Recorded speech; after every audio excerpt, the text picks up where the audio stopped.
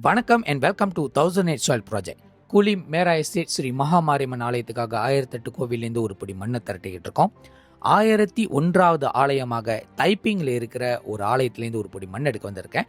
இந்த ஒரு பயணத்தில் ஜெகா அண்ணனும் ஹெல்ப் பண்ணியிருந்தாரு, கண்ணா அண்ணனும் இந்த ஹெல்ப் பண்ணியிருந்தாரு. இவங்க 2 பேரும் முக்கியமான நபர்கள். குறிப்பாக பேரா வட்டாரத்தில் மண் எடுக்கிறதுக்கு உதவி செஞ்சுருந்தாங்க. எல்லா கோவில்காரங்கள்ட்ட கேட்டு அனுமதி கேட்டு அதுக்கப்புறம் என்னை கூட்டிகிட்டு போயிருந்தாங்க. அவங்களுக்கு நன்றி. 1879வது ஆண்டில் கட்டப்பட்ட இந்த ஒரு ஆலயத்திலேருந்து ஒரு பிடி மண் எடுக்கிறது மிகப்பெரிய விசேஷம். இந்த எல்லைக்கு, அதாவது தைப்பிங் எல்லைக்கே தாய் கோயில் சொன்னோமா இவங்க தான்.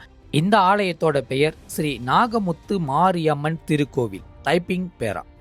1001வது ஆலயமாக நாங்கள் யாரும் டிசைட் பண்ண கிடையாது. இந்த எல்லையில் இருக்கிற அம்பாளுக்கிட்டேருந்து ஏன் எடுக்கலன்னு அப்படி கேட்க போகும்போது பல பேர்கிட்ட நம்ம உதவிகள் கேட்டு அதுக்கப்புறம் தான் கோவில் நிர்வாகத்தோட நம்பர் கண்டுபிடிச்சி இந்த அம்பாளுக்கிட்ட ஆசீர்வாதம் பெற்ற பிறகு தான் இந்த எல்லையிலேருந்து ஒரு பொடி மண் எடுத்திருந்தோம். அவங்களோட பழமையான எல்லையிலேருந்து ஒரு பொடி மண் எடுக்கிறது மிகப்பெரிய பாக்கியமே. கோவில் பார்த்தீங்கன்னா ரொம்ப சிம்பிளிசிட்டியாக இருக்கும். நீங்கள் நகரத்தார் கோயில் முருகர் ஆலயத்தெலாம் பார்த்தீங்கன்னா இந்த மாதிரி ரொம்ப சிம்பிளாக இருக்கும்.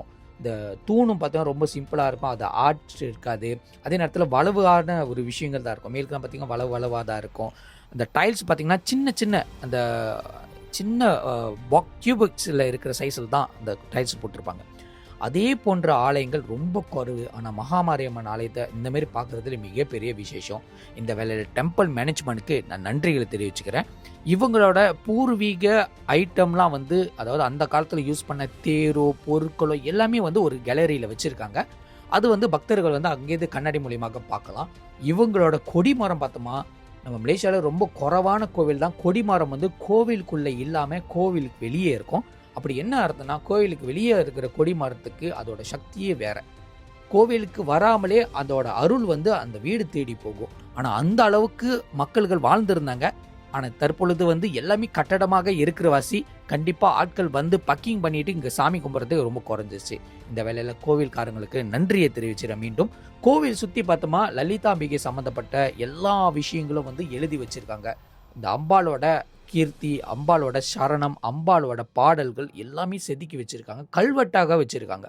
இது ரொம்ப குறைவான ஆலயத்தில் தான் இது இருக்குது. ஆனால் உங்கள் ஆலயத்தில் இதுமாரி இருந்துச்சுன்னா வரவங்களுக்கு இதை படிக்கிறதுக்கு ஒரு பாக்கியம் கிடைக்கும், ஒரு பக்தி கிடைக்கும், அம்பாளோட விஷயங்களும் புரிய வரும். இந்த வேளையில் மீண்டும் எனக்கு உதவி செஞ்ச நம்ம ஜெகா அண்ணனுக்கும் கண்ணா அண்ணனுக்கும் நன்றியை தெரிவிச்சுக்கிறேன். உங்களை நாளைக்கு சந்திக்கிறேன். See you soon. Bye.